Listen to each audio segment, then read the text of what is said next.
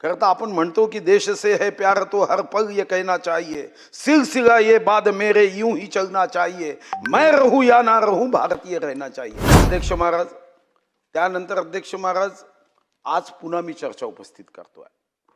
खरं तर MIDCच्या अधिकाऱ्यांच्या संदर्भात मला कधी कधी एका गोष्टीचं आश्चर्य वाटतं की लोकप्रतिनिधींनी वन वे फक्त संवाद साधायचा की अधिकाऱ्यांना जर काही अडचण असेल तर त्यांनी सुद्धा संबंधित लोकप्रतिनिधीशी चर्चा करताना अध्यक्ष महाराज 50 पैशाच्या मोबाईलच्या खर्चाची चिंता करायची।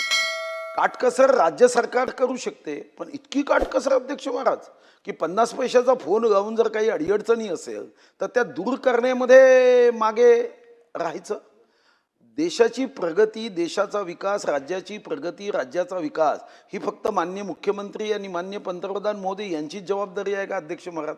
मग कधी कधी भारत माझा देश आहे ही प्रतिज्ञा या अधिकाऱ्यांनी म्हणजे पर्टिक्युलर ज्यांनी या विषयामध्ये दुर्लक्ष केलं यांनी घेतली की नाही अशी शंका उपस्थित व्हावी, एवढे मुद्दे अध्यक्ष महाराज मी मांडणार आहे।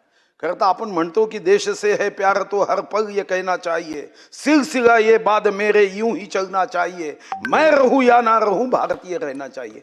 खरं तर अध्यक्ष महाराज मला सांगा, एक चांगली MIDC तिथं करण्यासाठी मी पहिलं पत्र अध्यक्ष महाराज कधी दिलं तुम्हाला आश्चर्य वाटेल, 2009 मध्ये मी माननीय मंत्री महोदयांना सर्व कागद देतो। अध्यक्ष महाराज, मी लहानपणी आईच्या कडून एक गोष्ट ऐकली होती, चिवताई चिवताई दार उघड, पण अधिकारी ती कथा आत्मसात करतात की दार उघडतच नाही। अध्यक्ष महाराज, मी तुम्हाला मंत्री महोदय पत्र देतो, तुम्ही तुमच्या बैठकीत मांडा आणि तुमचं आडनावच नाईक आहे, नाही न ऐकणारा नाईक, ठीक आहे?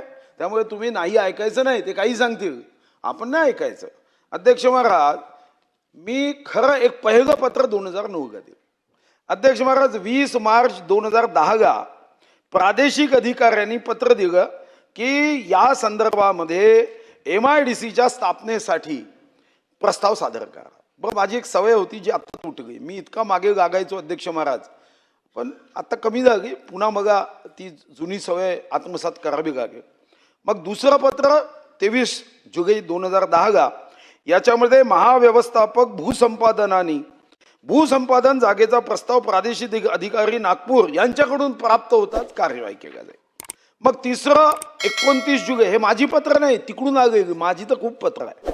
29 जुलै 2010 हे माननीय दर्डासाहेब होते, त्यांचं पत्र आहे। त्यांनी सांगितलं की एक ना हरकत प्रमाणपत्र आम्हाला घ्यायचं आहे, तेवढं घेऊ आणि MIDC करू।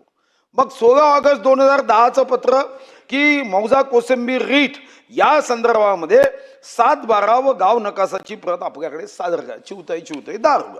मग अध्यक्ष महाराज 21/8/2010, 21 ऑगस्ट 2010 एक बैठक मी शेवटी या ठिकाणी लावली, जशी बैठक मंत्री महोदयांना विनंती करणार आहे, फक्त मंत्री महोदयांची बैठक फ्रुटफुल होईल मग। पण त्या बैठकीमध्ये पुन्हा 31 मार्च 2010ची बैठक होती, इतिवृत्त ऑगस्टमध्ये आलं। म्हणजे आपण गती आपल्या प्रशासनाची, मी सरकारला कोणी दोष देणार नाही, मार्च मधल्या बैठकीचं इतिवृत्त हे मी आपल्याला देतो रेकॉर्डमध्ये जे आहे, हे 21/8/2010 31 मार्च 2010 झालेल्या बैठकीचं मग इतिवृत्त ते यायला 5 महिने।